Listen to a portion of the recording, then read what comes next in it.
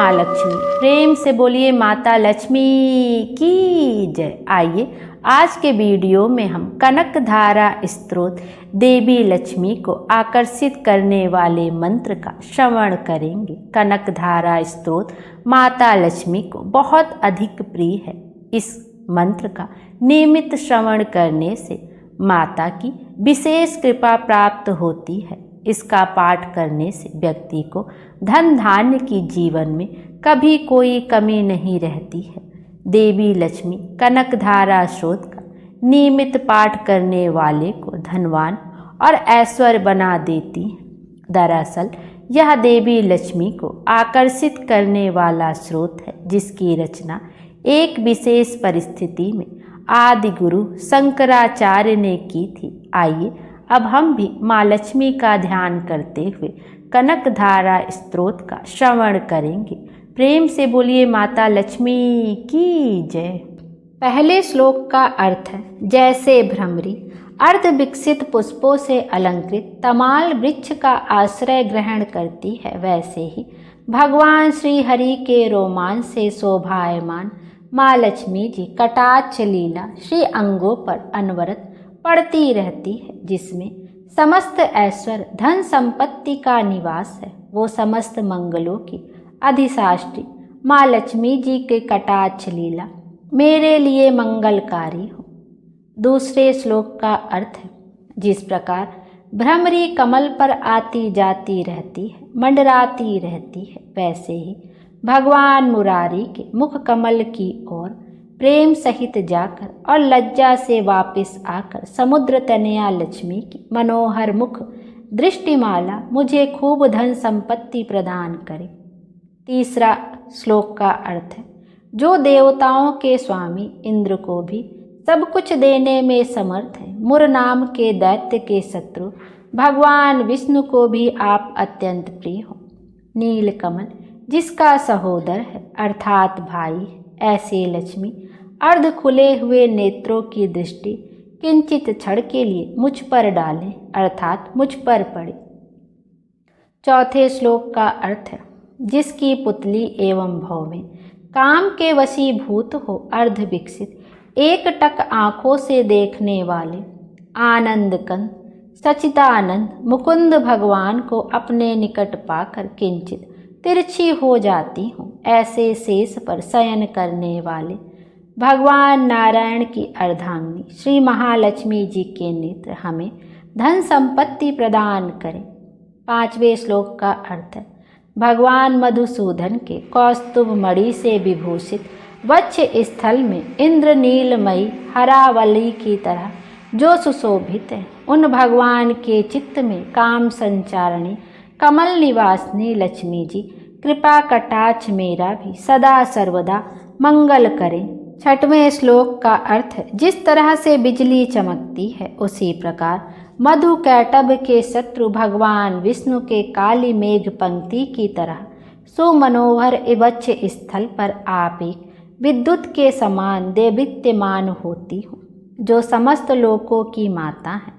भार्गवा पुत्र भगवती महालक्ष्मी जी पूजनीय है, वो मुझे कल्याण प्रदान करें। सातवें श्लोक का अर्थ है, समुद्र तनया समुद्र की पुत्री लक्ष्मी की वह मंदालस मंथन अर्धोन्मीलित दृष्टि के प्रभाव मात्र से कामदेव ने भगवान मधुसूदन के हृदय में स्थान प्राप्त किया था, वही दृष्टि मेरे ऊपर भी पड़े। आठवें श्लोक का अर्थ है, भगवान श्री हरि की प्रेमिका का नेत्र रूपी मेघ दया रूपी वायु से प्रेरित होकर दुष्कर्म रूपी धाम को दीर्घ काल के लिए दूर कर मुझ दुखी सदृश चातक पर धन रूपी जलधारा की वर्षा करे। नौवें श्लोक का अर्थ है, मतिहीन मनुष्य भी जिसके स्मरण मात्र से ही स्वर्ग को प्राप्त कर लेता है, उन्हीं कमलासना कमला लक्ष्मी जी के विकसित कमल गर्भ के सदृश कांतिमयी दृष्टि मुझे मनोलिभिभाषित पुष्टि संतान आदि की वृद्धि प्रदान करें। 10वें श्लोक का अर्थ है, जो माँ भगवती श्री सृष्टि क्रीड़ा में अवसर अनुसार वाग देवता के रूप में विराजमान होती हैं, पालन क्रीड़ा के समय लक्ष्मी के रूप में विष्णु के पत्नी विराजमान होती। प्रलय क्रीड़ा के समय शाकंभरी भगवान शंकर की पत्नी के रूप में विद्यमान होती हैं। उन त्रिलोक के एकमात्र गुरु पालनहार विष्णु के नित्य यौन प्रेमिका भगवती लक्ष्मी को मेरा संपूर्ण नमस्कार है। 11वें श्लोक का अर्थ है, हे माँ लक्ष्मी, शुभ कर्म फल प्रदायिनी रति स्वरूप मैं आपको प्रणाम करता हूँ। रमणीय गुणों के समुद्र स्वरूपा रति के रूप में आपको प्रणाम है। शतपत्र वाले अर्थात 100 पत्रों वाले कमल कुंज में निवास करने वाली शक्ति रूपा माँ रमा को नमस्कार है। पुरुषोत्तम की प्रेयसी को मेरा नमस्कार है। 12वें श्लोक का अर्थ है, कमल समान मुख वाली लक्ष्मी को नमस्कार है। क्षीर समुद्र में उत्पन्न होने वाली समुद्र तनया रमा को नमस्कार है। चंद्र और अमृत की बहन को नमस्कार है। भगवान नारायण की प्रेयसी को नमस्कार है। 13वें श्लोक का अर्थ है, सोने के कमल आसन पर बैठने वाली भूमंडल नायिका देवताओं पर दया करने वाली सांख आयुध विष्णु की वल्लभा शक्ति को नमस्कार है।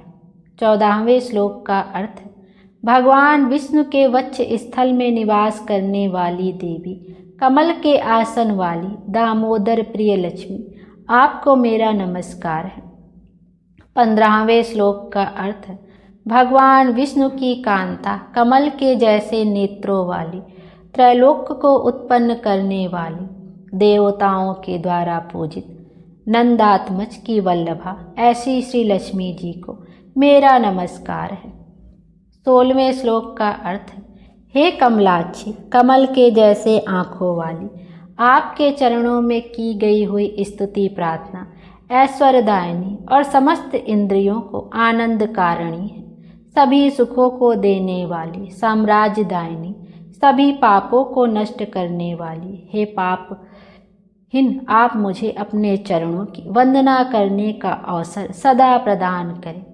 17वें श्लोक का अर्थ है, जिनके कृपा कटाक्ष के लिए की गई उपासना सेवक के लिए समस्त मनोरथ और धन संपत्ति का विस्तार करती है, उस मुरारी की हृदयेश्वरी लक्ष्मी जी को मैं मन वचन और शरीर से भजन करता हूँ।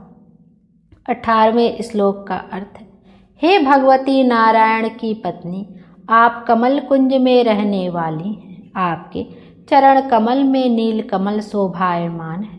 आप श्वेत वस्त्र तथा गंधमाला आदि से सुशोभित हैं। आपकी छवि अति सुंदर है, रमणीय है, आदृति है। हे त्रिभुवन को वैभव प्रदान करने वाली, आप मेरे ऊपर भी प्रसन्न होइए। 19वें श्लोक का अर्थ है, महानुभावों द्वारा दिग्जनों के द्वारा पूजित कनक कुंभ के मुख से पतित आकाश गंगा के स्वच्छ मनोहर जल से जिस भगवान के श्री अंग का अभिषेक होता है, उस समस्त लोकों के अधीश्वर भगवान विष्णु की पत्नी समुद्र तनया क्षीर सागर पुत्री जगत माता भगवती लक्ष्मी को मैं प्रातःकाल नमस्कार करता हूँ। 20वें श्लोक का अर्थ है, हे कमल नयन भगवान विष्णु की प्रिया लक्ष्मी जी, मैं दीनहीन मनुष्यों का अग्रणी हूँ, इसलिए आपकी कृपा का स्वभाव सिद्ध पात्र हूँ। आप छलकती हुई करुणा के बाढ़ की तरल तरंगों के सदृश कटाक्षों के द्वारा मेरी दिशाओं में भी थोड़ा अवलोकन कीजिए। 21वें श्लोक का अर्थ है, जो मनुष्य या साधक इन स्रोतों के द्वारा नित्य वेद त्रयी स्वरूपा भगवती रमा लक्ष्मी जी का एक नाम के स्रोत का पाठ करते, वो मनुष्य इस पृथ्वी पर सौभाग्यशाली होते हैं और विद्वान लोग भी उनके भाव को जानने के लिए इच्छुक रहते हैं। 22वें श्लोक का अर्थ है, यह 22वां श्लोक है और आखिरी श्लोक है। यह उत्तम स्रोत जो आदि गुरु शंकराचार्य विरचित स्रोत का कनक धारा का पाठ तीनों कालों में प्रातःकाल, मध्याह्न काल, सायंकाल करता है, वो मनुष्य या साधक कुबेर के समान धनवान हो जाता है। बोले लक्ष्मी माता की जय। यह था कनक धारा स्रोत का संपूर्ण 22 श्लोकों का हिंदी में अनुवाद। चाहे आप संस्कृत में श्रवण करें या हिंदी में श्रवण करें, माता लक्ष्मी उतनी ही प्रसन्न होती। हिंदी में होता है तो हमें आसानी से समझ में आ जाता है, इसलिए हिंदी में मैंने इस अर्थ को बताने की कोशिश की।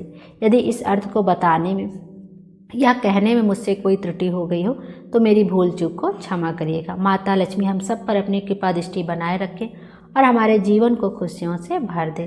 Thank you. राधे राधे।